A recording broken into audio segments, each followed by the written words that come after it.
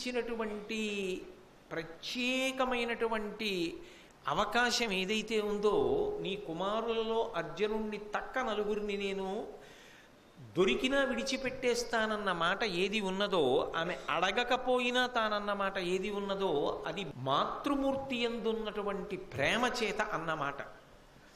ఇప్పుడు నిస్సందేహంగా దయ కలిగినవాడు, నిస్సందేహంగా ప్రేమ కలిగినవాడు, కానీ ఆ దయ అక్కరకొచ్చినది కాదు, దాని చేత రక్షణను పొందినవాడు కాడు.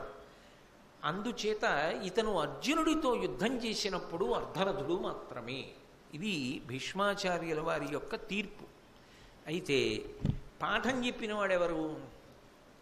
ద్రోణాచార్యుల వారు. ద్రోణాచార్యుల వారు వెంటనే లేచాడు. మహాభారతంలో సాధారణంగా ఏదైనా కీలకమైన విషయాన్ని భీష్ముడు మాట్లాడితే అప్రయత్నంగానే ద్రోణాచార్యుల వారు కూడా లేచి మాట్లాడతారు. అందుకని ద్రోణుడు అన్నాడు, అనవుడు గురుడు ఇట్లను కర్ణుని చందము మున్ను కడగు రోయడు పారన్ వినుమేమరియుండుంగావున ఈతండర్ధరుదుండవున్ తలపోయన్. ద్రోణాచార్యుల వారు కూడా జరగపోయేటటువంటి యుద్ధాన్ని దృష్టిలో పెట్టుకుని మాట్లాడుతున్నాడు. ఆయన అన్నాడు, కర్ణుని చందము మున్ను కడగు. కర్ణునికి ఉన్నది గొప్ప ఆవేశం. ముందు చాలా తొందరగా వెళ్ళిపోతాడు యుద్ధానికి, చాలా దూకుడుగా ముందుకు వెళ్ళిపోతాడు. చాలా దూకుడుగా ముందుకు వెళ్ళిపోయిన తరువాత నిలబడిపోడు, రోయడు పారన్. అవసరమైతే తన మీదకి బాణాలు వచ్చి పడిపోతున్నాయి అనుకుంటే ఎంత తొందరగా ముందుకెళ్ళాడో అంత తొందరగా యుద్ధభూమిని విడిచిపెట్టి పారిపోతాడు. ఇవన్నీ గతంలో జరిగినవి. జరిగిన వాటిని దృష్టిలో పెట్టుకునే మాట్లాడుతున్నారు ద్రోణాచార్యులు వారు. కాబట్టి రోయడు పారన్ వినుమేమరియుండుంగావున, ఏదో ఆలోచిస్తూ ఉంటాడు. యుద్ధంలో చాలా జాగ్రత్తగా దృష్టిని దాని మీదే కేంద్రీకరించవలసి ఉంటుంది. కానీ పరాకుగా ఉంటాడు, ఏదో ఆలోచిస్తూ ఉంటాడు. ఆయన కర్మ విధివంచితుడు, దురదృష్టవంతుడు. అందరూ మా అన్నయ్య మా తమ్ముడు అని చెప్పుకుంటారు, ఆయన చెప్పలేడు. ఆయన పైకి ధర్మరాజు దొరుకుతాడు, కానీ కుంతికి ఇచ్చిన మాట గుర్తొస్తుంది, చంపలేడు. నకుల సహదేవులు దొరికినా చంపలేడు. అర్జునుడితో తెగించి యుద్ధానికి ఎడతాడు, తెలుసు చనిపోతానని, తెలుసు దుర్యోధనుడికి ఇచ్చిన మాట నిలబెట్టుకోలేనని. కృష్ణుడితో చెప్పాడు కదా ఈ మాటలు. తనకు వచ్చిన శాపముల గురించి తెలుసు, తన గుండెల్లో అగ్నిపర్వతాలు బద్దలవుతుంటాయి, కానీ అన్నీ సహిస్తూ ఉంటాడు. ఒకడికి ఒక సమస్య అయితేనే ఇబ్బందిగా ఉంటే ఇన్ని సమస్యలు బుద్ధి యందు ఉన్నవాడు చాలా బుద్ధి పెట్టి నిశ్చయాత్మకమైనటువంటి బుద్ధితో యుద్ధం చేయడం ఎలా సాధ్యం అవుతుందండి? బహుశः అక్కడ యుద్ధం చేసే వాళ్ళందరిలోకి ఇన్ని పరిమితులు ఉన్నటువంటి వాడు కర్ణుడు ఒక్కడే. ఆయనకి ఇవన్నీ జ్ఞాపకానికి వస్తున్నప్పుడు తను పడిన బాధ, తను పడిన ఆవేదన జ్ఞాపకానికి వస్తున్నప్పుడు తనకెంత ఇబ్బందిగా ఉంటుంది. అంతవరకు ఎందుకండి? యుద్ధభూమికి వెళ్ళిన తరువాత అర్జునుడికి సారథి కృష్ణ భగవానుడు. తెలీదా కర్ణుడికి? సాక్షాత్ పరమేశ్వరుడిని తెలుసు. పరమేశ్వరుడు రథం నడుపుతున్నాడు. తనకి నిజానికి సారథ్యంలో కృష్ణుడితో సమానుడైన తన మనస్సు గాయపడేటట్టుగా మాట్లాడి ఉన్న అగ్నిహోత్రం చాలక ఎదురుగుండా ఇంకో అగ్నిహోత్రాన్ని పెట్టుకుని యుద్ధం చేశాడు. ఇంకా ఆయనకి బుద్ధి ఎలా నిలబడుతుంది? అసలు ఎలా సాధ్యమవుతుంది? యుద్ధంలో కర్ణుడికి ఉన్నటువంటి వేరొక పెద్ద ఇబ్బంది ఏమిటంటే, ఎప్పుడూ కర్ణుడు ఎవరితోనో మాటల యుద్ధానికి ఎడతాడు ముందు తన పక్షం వాళ్ళతో. ఆ పైన నిజంగా ఏ అర్జునుడు మీదకు వస్తున్నప్పుడు తన పక్షం వాళ్ళే వచ్చి దెప్పి పొడుస్తారు. వస్తున్నాడు, ఇప్పటిదాకా చెప్పావుగా చెయ్యి, ఇప్పుడు నీకు శకునెక్కడికి రాడు అంటారు. ఆయనకి ఎదుటి వాళ్ళు ప్రకటనమైన శత్రువులు, ఆయనకి తన వైపు వాళ్ళు అప్రకటిత శత్రువులు. అందుకని ఆయన నిజానికి ఉన్నది ఎప్పుడూ శత్రువుల మధ్యలోనే.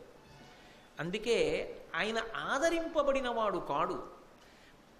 భీష్ముడు నన్ను ఆదరించలేదని ఒక భావన, ద్రోణుడు అర్జునుడికి చెప్పినట్టుగా నాకు విద్య చెప్పలేదు. నిజం కూడా, ఆయనేగా చెప్పాడు, నేను బ్రహ్మాస్త్రం నీకు ఇవ్వలేను అని చెప్పాడుగా. అర్జునుడికి అన్ని చెప్పాడు, నాకు చెప్పలేదు. ఆ భావన ఉంటుందా ఉండదా? అందుకే అవకాశం వచ్చిందా బాధ తట్టుకోలేడు, ఆ ఆర్తి తట్టుకోలేక భీష్ముణ్ణి ద్రోణుణ్ణి నింద చేస్తూ ఉంటాడు, పెద్దల్ని నింద చేస్తూ ఉంటాడు అని అపకీర్తి పొందుతూ ఉంటాడు. ఆయన ఎదగాలనుకున్నప్పుడు అడ్డొచ్చిన విశేషాల బాధ ఆయన కాకపోతే ఎవడ పడతాడు? బాధ అయింది మరి. అందుకే యుద్ధంలో దృష్టి కేంద్రీకరణం చెయ్యలేడు, పరాకుగా ఉంటాడు. కానీ ఇది గురువుగా ద్రోణాచార్యులు వారు అప్పుడు చెప్తున్నాడు, ఈయనకి పరాకు ఉంటుంది యుద్ధంలో. అందుకే అన్ని వేళలా నిలబడడు, ముందు వెడతాడు, తొందరగా పారిపోతాడు. యుద్ధంలో పరాకుగా ఉంటాడు. ఈతండర్ధరదుండవుందలపోయన్, ఈ గుణములు ఉన్నవాడి దగ్గర పరాక్రమమున్నా నిలబడదు. కాబట్టి ఇతడు అర్ధరథుడే అన్నాడు. భీష్ముడు ఆ మాటే, ద్రోణుడు ఆ మాటే. అంటే అర్జునుడిని దృష్టిలో పెట్టుకుని. కానీ అర్జునుడి మీద యుద్ధానికి ఇంకా అటో ఇటో అని వెళ్ళేటప్పుడు ఖచ్చితంగా అర్జునుడిలో నువ్వు సగమే అంటే తను పడిపోవడం నిశ్చయం అయిపోయినట్టే కదా. అది సత్యమే కానివ్వండి, ఆఖరి యుద్ధం కదా అది ఇంకా కర్ణుడికి అయినప్పుడు, అప్పుడు కూడా ఆ మాట పడిన తరువాత అది సత్యమే కావచ్చు, నేను కాదన్ను. భీష్ముడు అసత్యం చెప్పాడనో ద్రోణుడు అసత్యం చెప్పాడనో నేను అంటలేదు. కానీ అది కర్ణుడికి ఆవేశకారణమైంది. ఇక్కడ ఆవేశం చూపించాలా? ఇంత ఆవేశం చూపించాలా? ఇందులో కొంత సత్యం ఉన్నది కదా. తనకు తాను ప్రశాంతంగా ఆలోచించాడు అనుకోండి, ఈ విషయాలు ఆయనకి కూడా తెలుసు, నిజమే కదా ఒప్పుకోవాలి. కానీ ఆ సమయానికి ఆయన అలా అంగీకరించలేకపోయాడు. అంగీకరించలేక ఆగ్రహంతో మాట్లాడడం మొదలుపెట్టాడు. ఒంటమిని లేని యొంటర మింటరములు పల్కుటుచితమే, అర్ధరథుండంటినను ఏమి తక్కువ గంటి చెప్పుమా, దీన నీవు కన్నది కలదే. సర్వసైన్యాధిపత్యంలో భీష్మాచార్యులు వారు ఉన్నారు కాబట్టి ఆయన వంక తిరిగి అన్నాడు, కేవలము పగతో మాట్లాడుతున్నావు. ఏమిటి భీష్ముడికి పగ అంటే, కర్ణుడి దృష్టిలో 2 కారణముల వలన పగ. దుర్యోధనుడికి తాను దగ్గర, ఉండవలసినంత దగ్గర భీష్ముడు కాదు. అన్ని విషయాలకి దుర్యోధనుడు కర్ణుడిని సంప్రదిస్తాడు, భీష్ముడిని సంప్రదించాడు. రాజు నాకు సన్నిహితుడని నీకు పగ. రెండవ పగ ఏమిటి? నీ దృష్టిలో అందరూ నీకు మనవలం, నా దృష్టిలో నా ప్రభువు గెలవాలన్నది నా కోరిక. నీకు నీ మనవలందరూ బాగుండాలి కాబట్టి సంధి జరగాలని ఉంటుంది, నాకు సంబంధించినంత వరకు నా ప్రభువు బాగుండాలి కాబట్టి యుద్ధం జరగాలని ఉంటుంది. నేను గెలిచాను, అందుకే యుద్ధం జరుగుతోంది. నేను గెలిచాను, అందుకే నా ప్రభువుకి దగ్గరగానే ఉండి ఇప్పటికీ కూడా నా మీదే ఆధారపడేటట్టు, నన్ను నమ్మేటట్టుగా నేను నా నమ్మకాన్ని నిలబెట్టుకున్నాను. వీడికి నమ్మకం పోలేదే కర్ణుడి మీద అన్నది నీ పగ, నీ అక్కసు. అటు తిప్పాడు. అటు తిప్పి ఒంటమిని లేని యొంటర మింటరములు పల్కుటుచితమే, ఈ పగ నీ మనసులో పెట్టుకున్నావు. పెట్టుకుని అనుచితమైనటువంటి వాక్యములను మాట్లాడుతున్నావు. నేను అర్ధరథుణ్ణి అంటున్నావు.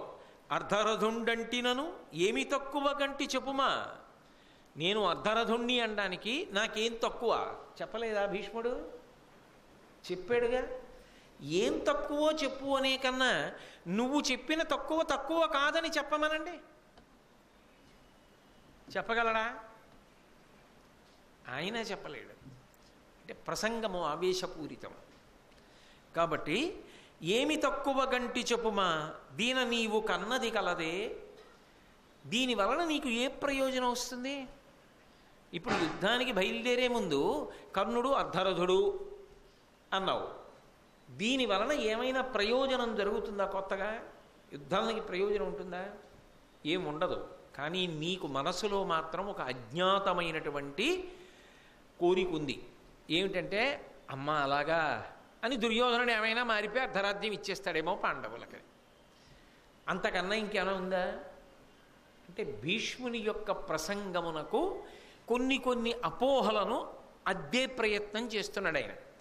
చేసి నొవబలుకుదు సభలోన జివ్వకొల్లకేను కురుపతి చూచి సహించిపోదు. సురనదీపుత్ర విను నాకు చూడ అర్ధరథుడవగుదీవు లావు బీరంబునరయ.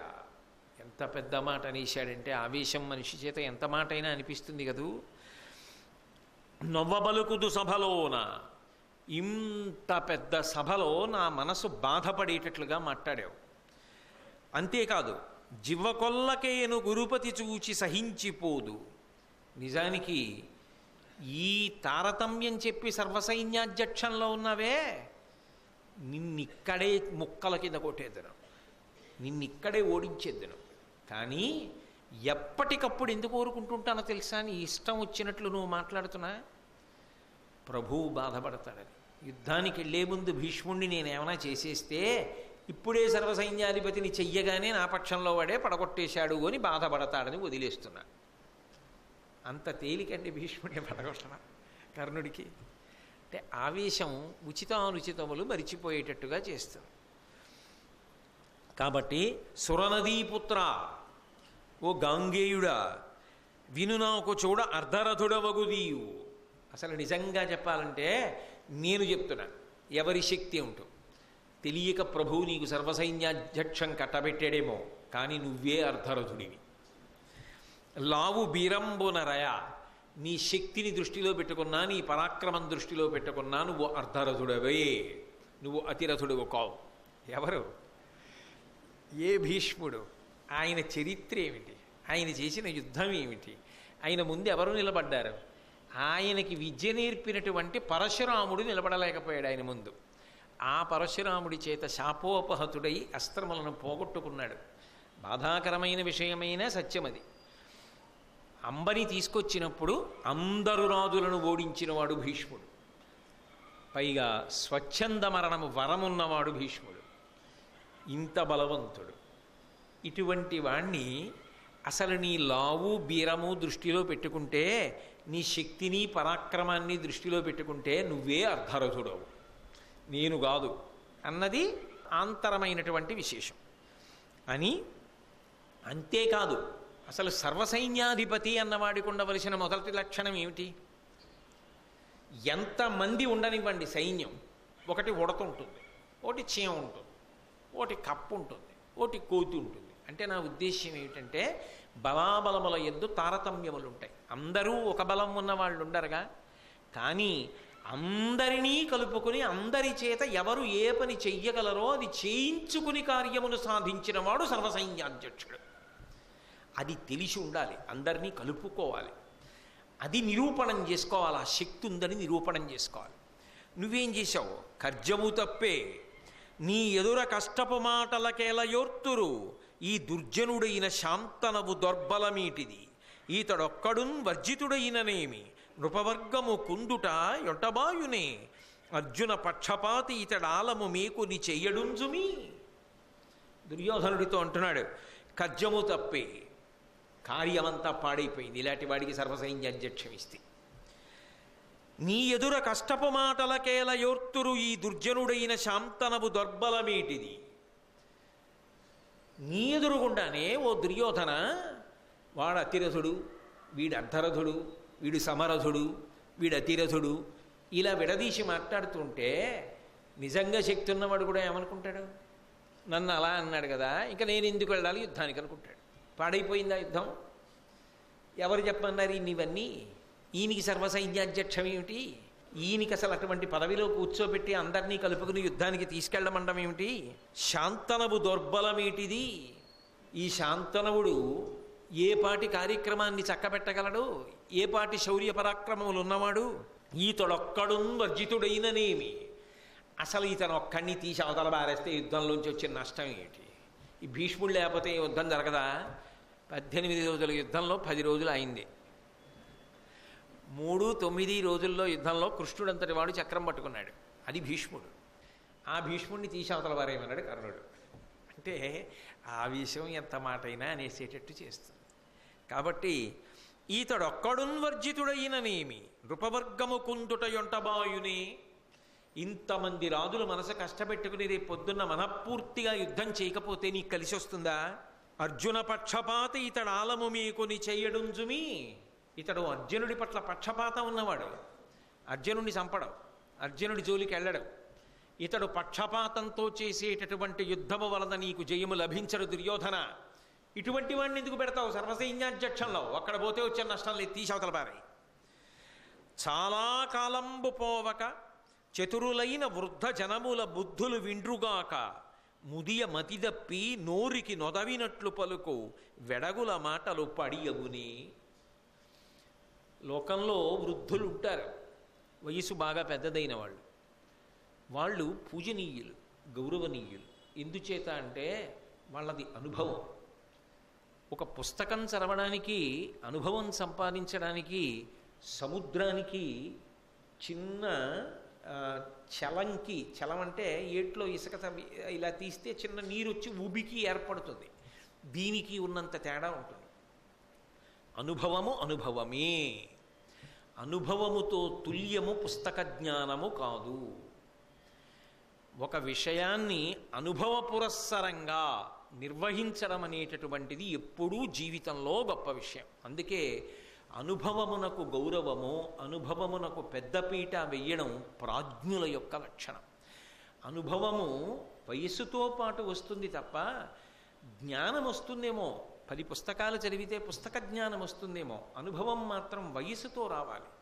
డక్కాముక్కీలు తింటే రావాలి. కష్టసుఖములు ఒడుదుడుకులు చూసి ఓరిస్తే వచ్చేటటువంటిది. దాన్ని పక్కన పెట్టడానికి, చులకన చేయడానికి వీల్లేదు. కాబట్టి పెద్దరికము ఎప్పుడూ గౌరవనీయమే. వయసులో పెద్దవాడైతే ఏమిటండి అన్న మాట అనడానికి వీల్లేదు. ఆయనకున్న అనుభవముల యందు వాటి ముందు నీ జ్ఞానము సరిపోదు. ఆయన పండినవాడు జీవితంలో, ఆయన మార్గదర్శనం చెయ్యడానికి అర్హులు. కాబట్టి వయస్సులో పెద్దవారికి గౌరవము ఇచ్చి తీరవలసినదే. అయితే కర్ణుడంటాడు, చాలా కాలంబు పోవక చతురులైన వృద్ధజనముల బుద్ధులు విండ్రుగాక. చాలా ముసలివాళ్ళు అయిపోయినా కొంతమంది మంచి సద్బుద్ధితో ఉంటారు. వాళ్ళ అనుభవంతో ఎప్పుడూ ఇతరులకు మంచి మాటలు చెప్తూ ఉంటారు. అలా సద్బుద్ధితో మంచి మాటలు చెప్పేవాళ్ళు ఉంటారే, వాళ్ళు ఎంత వృద్ధులైన వారైనా వారిని సేవించి, వారి దగ్గరికి వెళ్ళి వారి యొక్క అభిప్రాయాన్ని తెలుసుకుని దానికి అనుగుణంగా మనిషి ప్రవర్తించాలి. కానీ ముదియ మతిదప్పినోరికి నొదవినట్లు పలుకు వెడగుల మాటలు పాడియగునే. బాగా వృద్ధాప్యం వచ్చేసి, బుద్ధి చాంచల్యం వచ్చి, సరిగ్గా దృష్టి నిలబడక మతి తప్పి అవివేకంగా మాట్లాడేవాడు ఈ భీష్ముడు. ఈయన మాట వినడం ఏమిటి? నిజమే, వయసుకి గౌరవం ఇవ్వాలి పెద్దవాడు, నేను కాదన్నా. పెద్దవాడి మాట వినాలి. ఎప్పుడు? అసలు ఆ బుద్ధి సక్రమంగా ఉంటే, మతి సరిగ్గా పనిచేస్తుంటే ఆయన మాట వినవలసిందే. ఆయనకి వయసు పెద్దదైపోయింది, వయసుతో పాటుగా ఆయనకి బుద్ధి తగ్గిపోయి ఆ జ్ఞాపక శక్తి అవి అన్నీ పోయాయి. అన్నీ పోవడంలో ఎవడెలాంటివాడో ఏమిటో ఆయనే సరిగ్గా నిర్ణయించలేకపోతున్నాడు. ఈయన మాటలు నమ్మడం ఏమిటి? కానీ నేను ఒక్క మాట చెప్తాను, మీరు జ్ఞాపకం పెట్టుకోండి. యథార్థమునకు బాగా వయసు పెద్దదైన లబ్ధప్రతిష్ఠులైనటువంటి వారు చేసినటువంటి పొరపాట్లు కూడా ప్రజల కంట తడిపెట్టిస్తాయి తప్ప ఎప్పుడూ కూడా తప్పుని ఎత్తి చూపించనివ్వవు. ఎందుకని అంటే యువతల వాడు సహృదయంతో దాన్ని అర్థం చేసుకుంటాడు. నేను మీకు ఒక ఉదాహరణ చెప్తాను అన్నాను కాబట్టి. మహానురాలు ఎంఎస్ సుబ్బలక్ష్మి గారు పెద్దవారు అయిపోయిన తర్వాత ఆవిడ ఒకసారి ఉత్తర భారతదేశంలో బిర్లా గారి ఇంట్లో కచేరీ చేస్తున్నారు. కచేరీ చేస్తూ ఆవిడ మీరా భజన్ పాడుతున్నారు. మీరా భజన్ పాడుతూ ఆవిడ చరణం మరిచిపోయారు. ఆవిడ చరణం అందుకోలేకపోతున్నారని పక్క వాయిద్యాల వాళ్ళు గమనించారు. మళ్ళీ వాయించారు ఆవిడ అందుకోవడానికి, సమయం ఇవ్వడానికి. ఆవిడ మనసులోనే ఒక్కసారి ఆ స్వరాలు వేసి చూసుకున్నారు, జ్ఞాపకం వస్తుందేమో అని. మళ్ళీ పల్లవి పాడారు, అయినా ఆవిడికి జ్ఞాపకం రాలేదు. ఆవిడ పక్కనున్నటువంటి తన కూతురు వరసే ఆ అమ్మాయి వంక చూశారు. ఆ అమ్మాయి కూడా ఆ రోజున జ్ఞాపకం రాలా. ఆ అమ్మాయికి అంతకుముందే అనారోగ్యం చేసింది, అందుకని ఆ అమ్మాయికి జ్ఞాపకం రాలా. ఆ అమ్మాయి ఇంచుమించుగా చెప్పేసింది, నాకు జ్ఞాపకం రావట్లేదు. ఇంత లబ్ధప్రతిష్ఠురాలైన తల్లి ఒకప్పుడు మీరాభజన్ పాడుతూ చరణం మరిచిపోయారు అన్న విషయం ఆ తడబాటులో తెలిసిపోయింది. తర్వాత జ్ఞాపకం వచ్చింది వేరు విషయం అనుకోండి. అప్పుడు ఎంఎస్ సుబ్బలక్ష్మి గారికి సంగీతం రాదనేంత సాహసం మీరు చేయగలరా? ఒక్క పొరపాటు జరిగిందని అయోగ్యురాలు అని ముద్ర వేస్తారా? అది సాధ్యమే. నిజానికి పెద్దలైన వారు ఎప్పుడైనా ఏదైనా పొరపాటు చేశారనుకోండి, మహానుభావుడు ఎన్ని చేసినవాడు, ఏదో చిన్న పొరపాటు జరిగింది అన్నది పెద్దరికం పట్ల ఉన్న గౌరవం. సర్వం శ్రీ ఉమామహేశ్వర పరబ్రహ్మార్పణమస్తు. స్వస్తి.